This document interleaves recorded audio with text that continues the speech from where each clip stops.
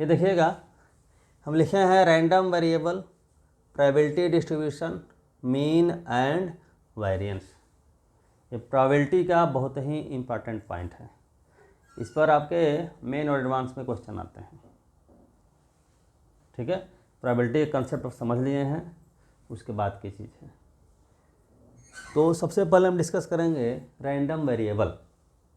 ठीक है, इसमें थोड़ा कन्फ्यूजन क्रिएट हो जाता है क्या है। ठीक, तो रैंडम वेरिएबल जब भी दिमाग में आए तो आप ये सोचिए कि it is a real valued function, यह एक रियल वैल्यूड फंक्शन है। ठीक है, रियल वैल्यूड फंक्शन कहने का मतलब क्या हुआ, ऐसा फंक्शन जिसका रेंज क्या हो, रियल नंबर हो। क्लियर है? ठीक है, और ऐसा ये रियल वैल्यूड फंक्शन है जिसका डोमेन सैंपल स्पेस हो। कैसा सैंपल स्पेस हो, किसका, एक रैंडम एक्सपेरिमेंट का। यानी कि क्या लिखेंगे हम आपका रैंडम वेरिएबल। ठीक है, कॉपी कलम ले लीजिए और वीडियो पॉज करके लिखते रहिए, ठीक ना।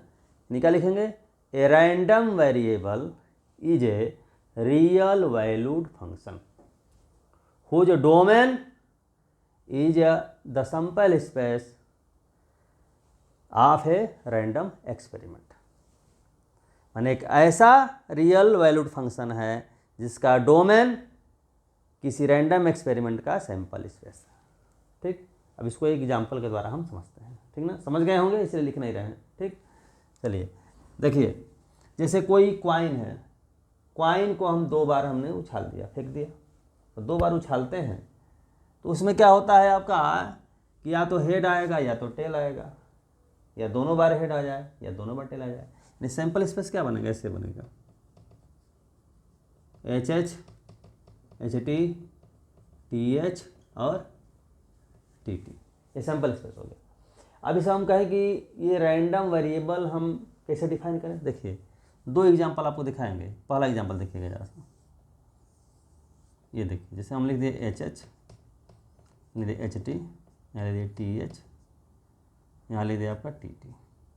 ठीक है, एक ऐसा हम, ये सेट हो गया एस, ये हो गया आपका एक सेट हो गया रियल नंबर का सबसेट, कोई भी हो गया, मान लीजिए कि कोई भी सेट हो गया, रियल नंबर का सबसेट है। रैंडम वेरिएबल हम एक डिफाइन कर रहे हैं ऐसे कि number of heads on outcomes. Number of heads क्या है, तो नंबर ऑफ हेड्स क्या है भाई, यहाँ नंबर ऑफ हेड कितने हैं, 2 है, 2 है, 2 से कर दिया। यहाँ 1, यहाँ भी क्या है 1, यहाँ क्या है आपका 0। ठीक है, अब इस तरीके से सेट को देखिए तो आपको याद आएगा कि फंक्शन वैसे ही हम पढ़ते थे कि फंक्शन हम बोलते थे कि क्या होगा कि 2 सेट के बीच ऐसा रिलेशन होता है कि पहला वाला जो सेट है जिसको डोमेन सेट बोलते हैं, उसके हर एक एलिमेंट का जो सेकंड सेट है जिसको कोडोमेन बोलते हैं, एक यूनिक इमेज होना चाहिए। तो यही चीज़ देख रहे हैं आपका। फंक्शन अगर बोले तो कैसा फंक्शन बन रहा है, तो बोलेंगे कि मिनिमम फंक्शन बन रहा है। ठीक है, फंक्शन है तो फंक्शन को ऐसे लिख सकते हैं एफ, तो क्या लिख सकते हैं F H H is equal to क्या बोलेंगे आप 2 बोलेंगे। एफ एच टी बोलेंगे तो 1, एफ टी एच क्या है आपका 1, F T T, F T T कहेंगे तो क्या बोलेंगे आप 0, यानी फंक्शन ऑफ टी टी। अब फंक्शन की बात है तो फंक्शन को जरूरी तो है नहीं कि एफ से रिप्रेजेंट करें, हम कुछ भी रिप्रेजेंट कर सकते हैं। जैसे मान लीजिए हमें मन किया कि उसके एफ से ना करके एक्स से रिप्रेजेंट कर दें, तो यहाँ क्या लिखेंगे, तब लिखेंगे आप X H H is equal to 2, X T T is equal to 1, और एक्स अगर एच टी बोलते हैं तो क्या बोलेंगे 1, ये किसके इक्वल, एक्स टी टी के भी, टी एच के भी इक्वल हो गया। ठीक है, एक दूसरा एग्जांपल लेते हैं। मान लीजिए ऐसा है, हम कह रहे हैं कि सैंपल स्पेस यही है। ठीक है, एक दूसरा एक सेट ले रहे हैं यहाँ पर, यहाँ एच एच ही है, एच टी है, टी एच है और टी टी है। लेकिन यहाँ दूसरे तरीके से हम एक्सप्लेन कर दें कि number of head minus number of tail, ये हम बोल दें। तो यहाँ देखिए, यहाँ देखेंगे नंबर ऑफ हेड कितना है 2 है, और नंबर ऑफ टेल कितना है 0 है। 2 माइनस 0 कितना हो जाएगा 2, तो 2 से कनेक्ट कर देंगे। यहाँ नंबर ऑफ हेड कितना है 1 है, और नंबर ऑफ टेल कितना है 1 है, तो 1 माइनस 1 क्या हो जाएगा 0, तो इसको 0 से कनेक्ट कर देंगे, इसको भी 0 से कनेक्ट कर देंगे। लेकिन यहाँ नंबर ऑफ हेड क्या है 0, और नंबर ऑफ टेल कितना है 2, तो 0 माइनस 2 का -2, यानी इसको कनेक्ट कैसे कर देंगे -2 से कर देंगे। ठीक है। मान लीजिए इसका नाम हम रख दिया y, तो क्या बोल देंगे Y H H is equal to 2, Y H H is equal to 2, Y H T is equal to क्या हो जाएगा 0, वाई टी एच बोलेंगे तभी हो जाएगा 0, वाई टी टी बोलेंगे तो क्या हो जाएगा -2। ठीक है, तब देख रहे हैं कि रैंडम वेरिएबल x क्या है, रैंडम वेरिएबल क्या है, x रैंडम वेरिएबल है, y रैंडम वेरिएबल है, यानी क्या है, इट इज ए फंक्शन। कैसा फंक्शन है, real valued function. Real valued क्यों बोल रहे हैं, क्योंकि जो इसका रेंज है वो रियल नंबर का सबसेट है। और डोमेन, डोमेन क्या है, sample space.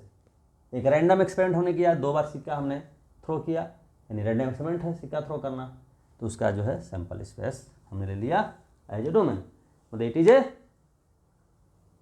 Random variable. Random variable, फिर सुन लीजिए, a random variable is a real valued function. कैसा, whose domain is the sample space of a random experiment. ठीक है, अब कोई डाउट नहीं होना चाहिए, फिर भी डाउट हो तो कमेंट करिएगा। ठीक, अब देखें, तो ये पहला पॉइंट हो गया। अब रही बात प्रोबेबिलिटी डिस्ट्रीब्यूशन। प्रोबेबिलिटी डिस्ट्रीब्यूशन क्या है, प्रोबेबिलिटी डिस्ट्रीब्यूशन समझिएगा कि अगर हम रैंडम वेरिएबल की वैल्यू के साथ साथ उसका प्रोबेबिलिटी दे दें, ठीक है, तो उसको बोलेंगे प्रोबेबिलिटी डिस्ट्रीब्यूशन। मतलब ये बोल सकते हैं कि it is a description, probability distribution is a description. अब कैसा डिस्क्रिप्शन है, which gives the value of a random variable, random variable की वैल्यू दे, along with their probability, along with their probability। ठीक है, जैसे समझिए, देखिए एक दिखाते हैं आपको, क्लियर हो जाएगा कंसेप्ट आपका। एक टेबल हम बनाते हैं ऐसे,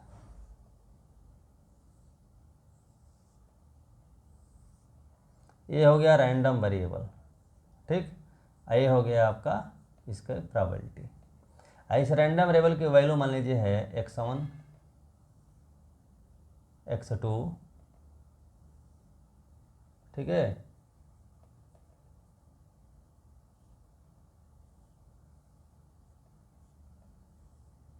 सो ऑन xn, मान लीजिए n रैंडम वेरिएबल्स है, ठीक है। इसकी प्रोबेबिलिटी है मान लीजिए है यहाँ पर P1 P2 आपका Pn, ठीक है। तो हम यहाँ क्या देख रहे हैं आपका कि रैंडम वेरिएबल की वैल्यू दे दिए और साथ में उसका करेस्पॉन्डिंग प्रोबेबिलिटी दे दिए, तो इसको बोलेंगे प्रोबेबिलिटी डिस्ट्रीब्यूशन।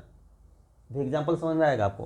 यहाँ एक चीज़ लिख सकते हैं क्या आपका कि Pi ग्रेटर देन 0, जहाँ i की वैल्यू क्या होगी, i बिलोंग्स टू क्या 1 2 3 so on up to n। ये बात समझ आ रही है, i मीन्स इंडेक्स, जैसे i इज इक्वल टू 1 तो क्या होगा P1, इसकी बात हो रही है, i इज इक्वल टू यानी आपका P2 इसकी बात हो रही है, मैंने P1 P2 P3 Pn जो है सबकी वैल्यू जो निकालेंगे आपका ग्रेटर देन 0 हो जाएगी।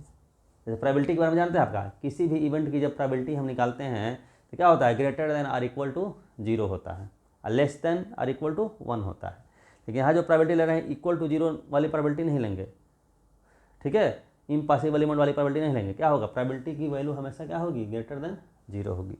दूसरी बात कि सिग्मा पी आई जब करेंगे, सिग्मा पी मान i is equal to 1 to n, तो वैल्यू 1 आएगी, ठीक है।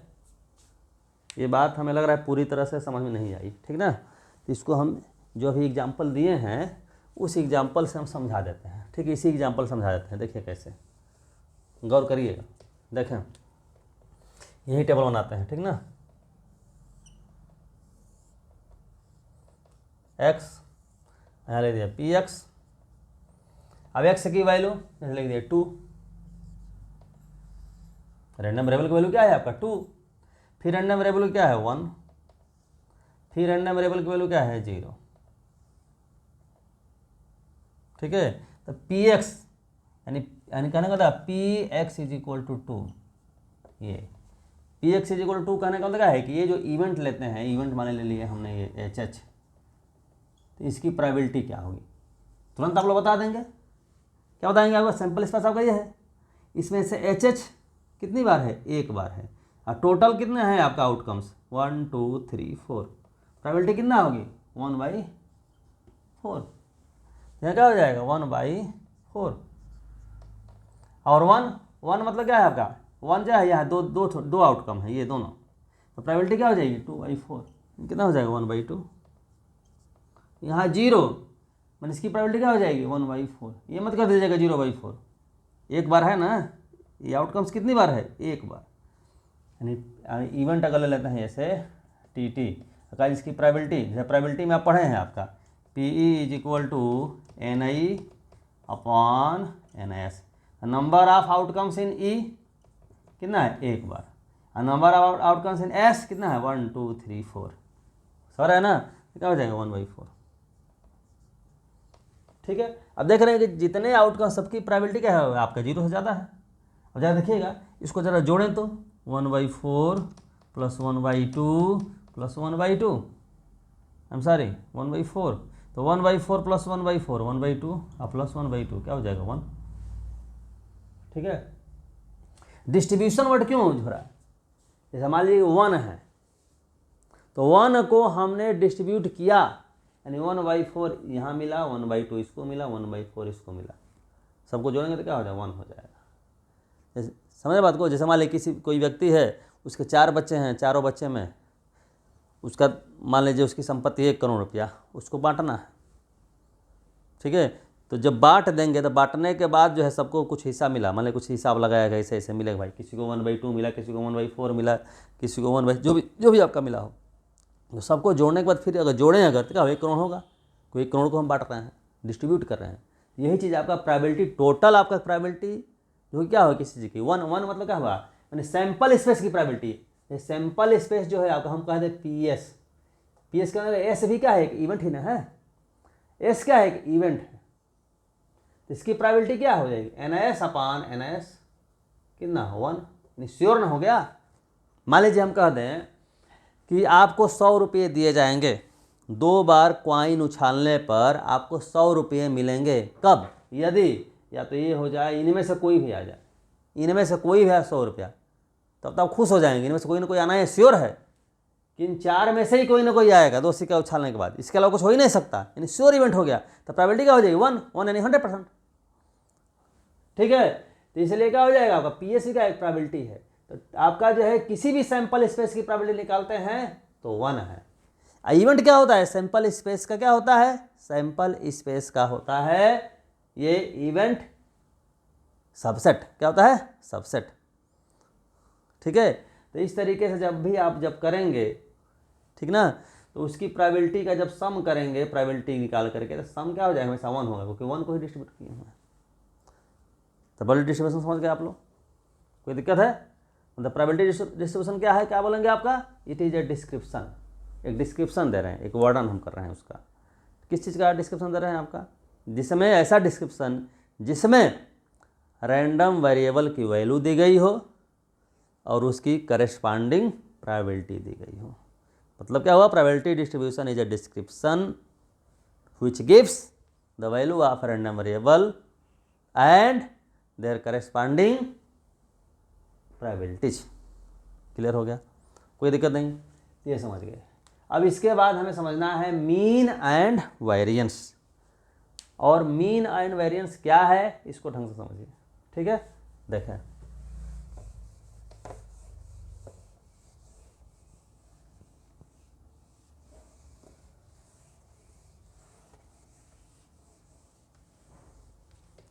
मीन एंड वेरिएंस, ये सब हट गया। देखिएगा एक प्रोबेबिलिटी डिस्ट्रीब्यूशन हम लिख रहे हैं, ठीक ना,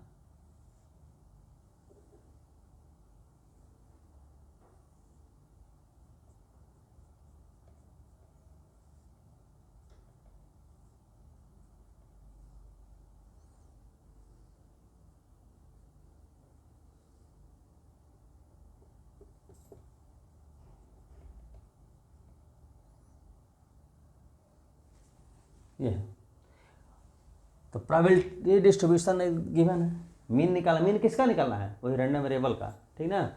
तो इसको रिप्रेजेंट करते हैं ऐसे, म्यू से रिप्रेजेंट करते हैं, किससे, म्यू से, या ऐसे लिखते हैं ई एक्स, एक्स मतलब रैंडम वेरिएबल एक्स की बात कर रहे हैं। अगर रैंडम वेरिएबल वाई से रिप्रेजेंट करते हैं तो वाई लिखेंगे, ठीक ना। इसका होता है फॉर्मूला ये X I P I, I is equal to 1 to n। ये है ये मीन का डिफिनीशन, ठीक है ना। इसका मीनिंग थोड़ा समझिएगा ढंग से। देखिए यानी एक्स इज इक्वल टू क्या 1 रखें, आई इज इक्वल टू 1 से लेके एन तक वरी करें, आई इज इक्वल टू 1 रखेंगे तो क्या हो जाएगा, एक्सपेंड अगर करें तो x1 p1 x2 p2 so on xn pn, ठीक। देखिए रटने की जरूरत नहीं, समझिएगा कि जो प्रोबेबिलिटी डिस्ट्रीब्यूशन आपका दिया हुआ है तो ये क्या है, दोनों को मल्टीप्लाई करके तब ऐड कर दीजिए, this into this plus this into this plus this into this, this into this, ठीक। इसको जरा एग्जाम्पल समझिए। अभी जो एग्जाम्पल हम लोग दिए थे एक्स ई एक्स, ठीक है। अभी एग्जाम्पल 2 था, 1 था और ये क्या था आपका 0 था। इसकी प्रोबेबिलिटी कितनी थी 1/4, इसकी प्रोबेबिलिटी कितनी थी 1/2, इसकी प्रोबेबिलिटी कितनी थी 1/4 थी।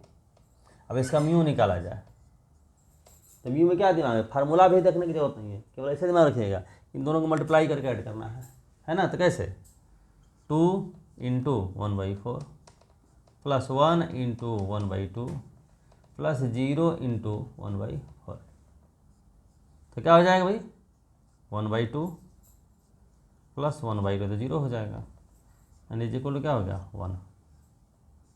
यहाँ पर मीन जो निकला इसका 1 आ गया।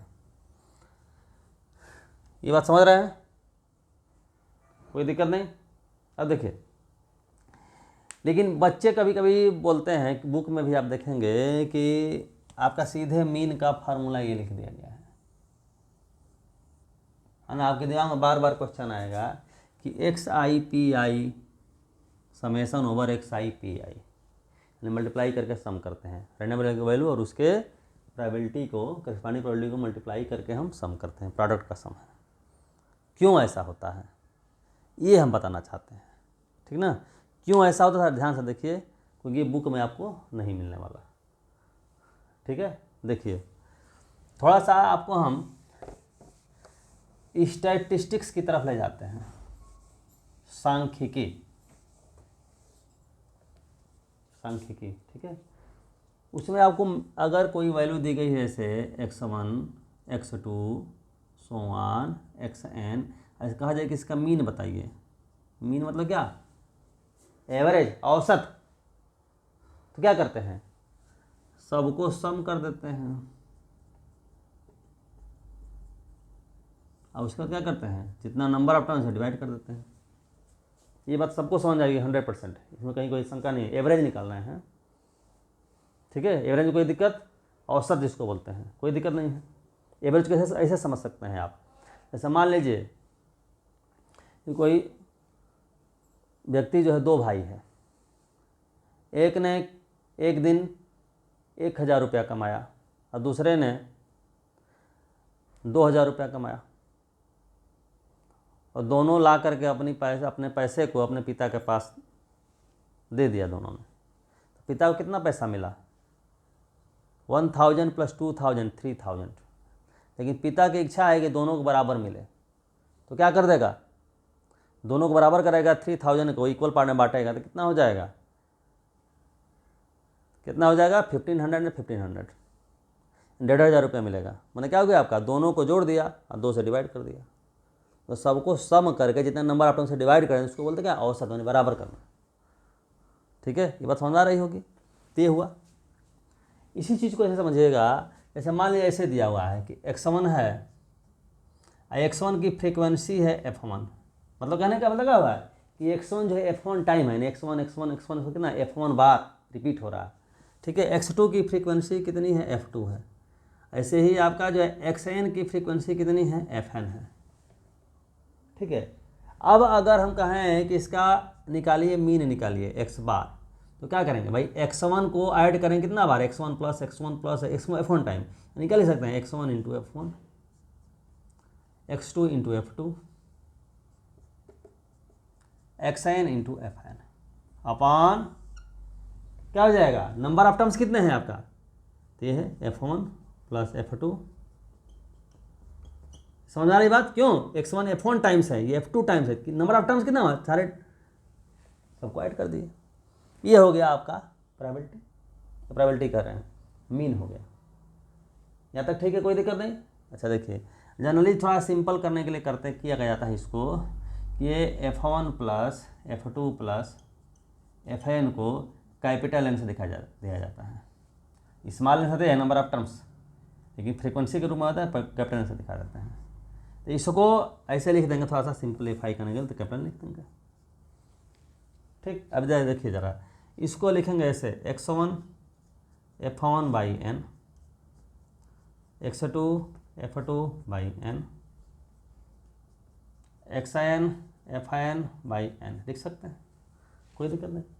अब देखिए जाता, इसमें से मान लीजिए इस तरह से आपका डाटा दिया हुआ है, उसमें से कहा जाए कि कोई एक सिलेक्ट किया जाता है, उसमें से कोई एक ऑब्जेक्ट सेलेक्ट किया जाता है, तो उसके x1 होने की प्रोबेबिलिटी क्या होगी, x1 होने की।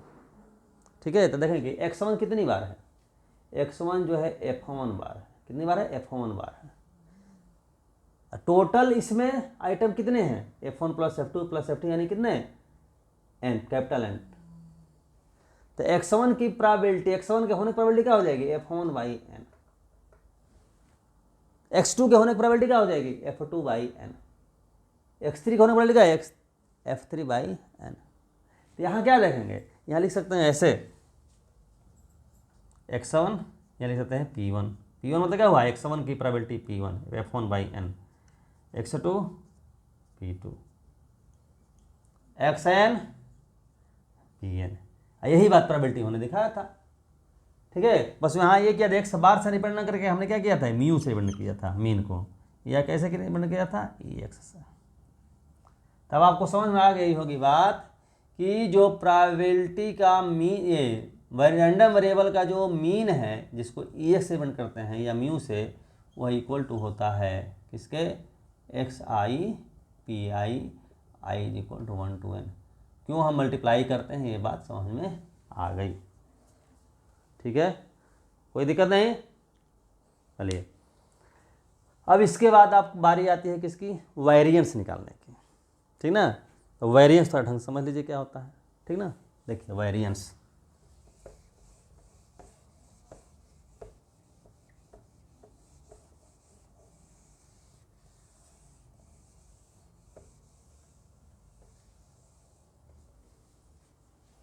ठीक, देखिए स्टैटिस्टिक्स में वेरिएंस आता है, यहाँ वेरिएंस होगा, इसको मेट करते हैं ऐसे सिग्मा स्क्वायर से। ठीक है, तो ये क्या होता है, एक्स आई माइनस म्यू का whole square into E I is equal to 1 to n। ठीक है, स्टैटिस्टिक्स में अगर जाएंगे तो ऐसे होता है, एक्स आई minus x bar whole square, ठीक है, into f i divided by sigma f i. ठीक है, सिग्मा एफ आई मीन्स क्या हो गया आपका, एन। सही है, तो एन जो हो जाएगा कांस्टेंट हो गया, तो यहाँ जब डिवाइड करें ऐसे लिख सकते हैं आपका divided by N. F I by N मतलब क्या हो जाएगा आपका, पी आई, यही तो दिया हुआ है। यहाँ मीन को हम यू से रिप्रेजेंट करते हैं। ठीक, चलिए ये बात समझ गए। अब आपको दिखाते हैं हम इसको, अगर हम एक्सपैंड करें, ठीक है, एक्सपैंड करने के बाद बहुत सिंपल बन जाएगा। ठीक ना, देखिए कैसे, ए माइनस बी का होल स्क्वायर, तो x i square plus mu square minus 2 x I mu into P i. ठीक है, अब देखिए, अब ये ब्रैकेट ओपन करते हैं, समेशन वाला हो जाएगा, i is equal to 1 to n x i square p i plus i is equal to 1 to n mu square p i minus summation over i is equal to 1 to n 2 xi mu p i. ठीक, अब देखिए ज़रा सा ऐसे एक चीज़ देखें आपका, ये हम लिखे थे mu is equal to sigma x I P I, इसको ई एक्स से किसे हम करते हैं, ई एक्स से। ठीक है, ई एक्स से करते हैं, तो रैंडम वेरिएबल हम एक्स से रिप्रेजेंट कर रहे हैं, तो यहाँ ई एक्स, यहाँ देखिए एक्स स्क्वायर, यानी क्या लिख सकते हैं आपका ऐसे, ई एक्स स्क्वायर। भाई अगर वाई लिख देते तो क्या ई वाई लिख देते, मतलब क्या यहाँ मीन किसका हुआ, एक्स का मीन हुआ, यहाँ किसका मीन हुआ, एक्स स्क्वायर का मीन हुआ। समझ रहे बात को? तो देखिए आपका यहाँ क्या देख रहे हैं बच्चा, म्यू जो है कांस्टेंट है तो बाहर निकल जाएगा, म्यू स्क्वायर, अंदर क्या बचा, sigma I equal 1 to n हो जाएगा पी आई माइनस, यहाँ कॉमन क्या हो जाएगा 2 म्यू, अंदर क्या बचा आई इक्वल 1 to n, यहाँ हो जाएगा एक्स आई पी आई। ठीक, अब देखिए यहाँ क्या हो जाएगा, E x square plus mu square into sigma p i यानी 1 माइनस 2 म्यू, और यहाँ क्या देखेंगे आप कि sigma x I P i, देखिए x I P i mu है इंटू म्यू, तो क्या देख रहे हैं ई एक्स स्क्वायर, ये mu square minus 2 mu square यानी माइनस म्यू स्क्वायर, यानी कि हम ऐसे लिख सकते हैं, फार्मूला हमारा बनाए तो लिखेंगे, लिख सकते हैं variance is equal to E x square minus E x का होल स्क्वायर। गौर करिए, कहने का तात्पर्य क्या हुआ आपका कि mean of the squares, square का mean minus mean of the squares minus square of the mean, minus square of the mean. ठीक है, ये बात समझ रहे हैं? अब एक एग्जाम्पल समझिए तब समझ में आ जाएगा। एग्जाम्पल जो अभी जो एग्जाम्पल हम लिए थे है कि नहीं, उसी को हम दिखा दे रहे हैं आपको। देखिए अभी जो एग्जाम्पल ये थे, ये क्या था, x, यहाँ पी एक्स की वैल्यू 2 1, किसी को पहले लिख सकते हैं, 0 को पहले लिख सकते हैं, इसकी वह क्या प्रोबेबिलिटी थी 1/4, यहाँ क्या था 1/2, यहाँ क्या थी 1/4, है ना। तो ई एक्स निकाला था हमने, ई एक्स निकालने के बाद क्या है, मल्टीप्लाई करके सम कर दिए, 2 × 1/4, 1 × 1/4, 0 × 1/4, इन क्या हो गया आपका 1/2 प्लस 2 1 × 1/2 है, ध्यान दीजिएगा कहीं गलती ना हो जाए, ठीक ना। तो इज इक्वल टू क्या हो जाएगा 1।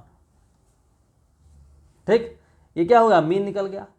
अब कहा है यहाँ आपको फार्मूले में क्या है, mean of the squares. Mean of the squares कहने का मतलब ये हुआ sigma square, mean of the squares में हुआ ये जो नंबर है इसके स्क्वायर करके तब मल्टीप्लाई करना है, यानी 2 स्क्वायर × 1/4, ध्यान दीजिएगा 1 स्क्वायर × 1/2, 0 स्क्वायर × 1/4 माइनस मीन का स्क्वायर, यानी मीन निकाला है प्लस 1 तो 1 स्क्वायर, क्या हो गया आपका 2 यानी 1 प्लस ये क्या होगा 1/2, 0 हो जाएगा माइनस 1, 1 कैंसिल हो गया 1/2। ठीक है, वेरिएंस समझ गया। तो सिग्मा स्क्वायर का कहा गया वेरिएंस, होगा कि सिग्मा को क्या बोलेंगे, इसको बोलेंगे स्टैंडर्ड डेविएशन। अब जैसे देखिए ये सिग्मा स्क्वायर की वैल्यू निकल गई 1/2, तो आपसे कहेगा सिग्मा बताइए, तो सिग्मा कह देंगे प्लस माइनस 1/√2। लेकिन यहाँ ध्यान देना है कि सिग्मा की वैल्यू जो हम लेंगे, जो पॉजिटिव वैल्यू होगी, नेगेटिव नहीं, पॉजिटिव, जो पॉजिटिव वैल्यू लेंगे उसको बोलेंगे हम स्टैंडर्ड डेविएशन, नेगेटिव नहीं, पॉजिटिव को। ठीक है, तो आप समझ गए होंगे। Random variable, probability distribution, mean and variance. फिर भी अगर कोई आपको दिक्कत होती है तब बताएंगे। तब तक के लिए धन्यवाद। ओके।